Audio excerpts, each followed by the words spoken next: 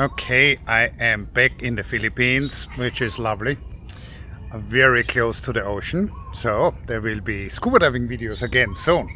Now, I hope you enjoyed the last 4 videos, which were vlogs about our travel to Cambodia and Vietnam. And we certainly enjoyed the trip, and it's fun to make these videos. When you film something, maybe you reflect a little bit more about what you're seeing. And if you would like to support the channel, leave comments, like, subscribe, and you share these videos on your own social media. It's fun to make such videos, but it's more fun if I have a bigger audience. And let me give you some tips about the logistics of this trip if you are interested in going on such a trip too. Now, number one, there's a chicken. Number one, if you are a citizen of the ASEAN countries like the Philippines, you do not need a visa. If you are a citizen of a European country like myself, Austria, you need a visa for both countries. You can apply online. This costs $50 for a multiple entry visa for Vietnam, 25 for single entry, and 35 for Cambodia. This is a system which works really well. It takes about 3 or 4 days. The Cambodians will email you the visa, and in Vietnam you can then just download it from the web page after a couple of days. I actually made a mistake and applied for a single entry visa to Vietnam first, and of course we would go to Cambodia and then come back. So I just applied for a new visa, and obviously I didn't get the money back, but it was my fault. But this was very uncomplicated, and the web systems work well. Now, next step is we took one of these budget airlines out of the Philippines. I'm not going to name the airline because I'm not here to shame anybody, but you can probably guess which one it is. And they have sometimes budget prices, always budget service. So they rebooked us twice. First they wanted to move our flights, both the flight there and back 1 day later, and which of course would have messed up all the hotel bookings and the bus bookings. So then we went there a day earlier, and the return flight was a day later. And then 2 days before flying back, they told us there was absolutely no flight on the days which we booked. 2 days before we flew back, they would put our return flight on the original date. So we, essentially had to forfeit a day of the hotel, which we had already paid for. So if you are not a freelance, science journalist or somebody with a lot of control over their own time, if you plan that kind of trip, make sure you take a day of vacation before and afterwards. And okay, so then we got there, and regarding Vietnam, particularly Ho Chi Mihn City, it's very walkable. It feels safe, and there were absolutely no problems whatsoever. We were once scammed where a taxi driver essentially quickly took a banknote I gave to him and then exchanged it against a smaller banknote.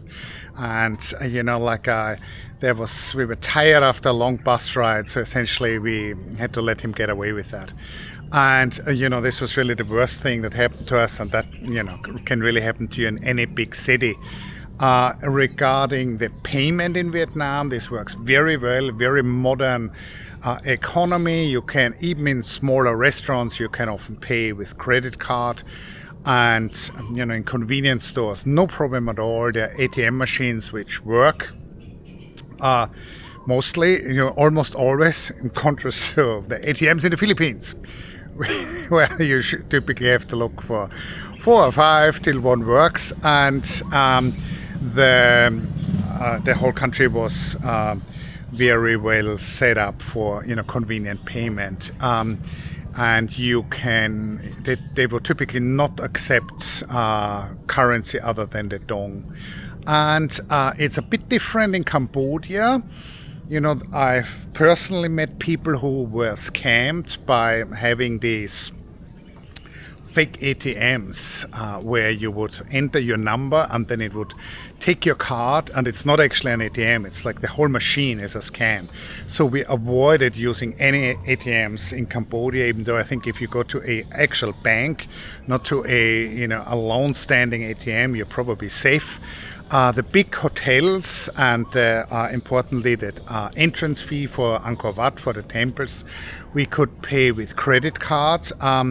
In smaller businesses, that's usually not customary there. And the thing is that you can pay with a local currency, which is the real, and you can also pay with US dollars. So it's this odd, slightly confusing, two-level payment system, two currency system. So often you will pay, let's say, for something costing $8, you will pay with a $20 US dollar banknote, and then they will give you back 10 US dollars, and the remaining $2 they will give you back in real. So it's a bit of calculating in your head challenge, but that's just something you have to expect, and it's really not a problem. In terms of the transport, we pre-booked these bus lines, and especially Giant Ibis was very good. For one trip they were booked out, and then we took a smaller bus line which wasn't very well organized, but we still got there. And Giant Ibis was really nice. They even had this attendant who spoke English, who would help with border transit to Cambodia. Very well done. The local transport in Ho Chi Minh, there's a subway which we actually didn't take, and there are lots of buses, and you can take taxis. And normally, like, we took a bunch of taxis, and once we got scammed out of 15 euro, 20 euro, which isn't great, but it's not a catastrophe. And in Cambodia, you can take these tricycles, and in Angkor Wat, they're typically $3 per ride, and in Phnom Penh, comparable from what I remember. And very often in Phnom Penh they will try to sell you these day tours. So in terms of food safety, don't drink the tap water like everywhere in Southeast Asia. Just get mineral water. Like, we had obviously we're used to the tropics, but we had no problems whatsoever. The food safety, the hygiene is really good, it seems to me. So, fun countries to travel to. I'm sure we will be back. Again, I hope this is useful. I'm also answering any questions if I can. If you want to know more about the logistics of travel to these countries. And please check back soon. And we are going to be back to our usual programming, which is small crabs and small fish and action in the ocean.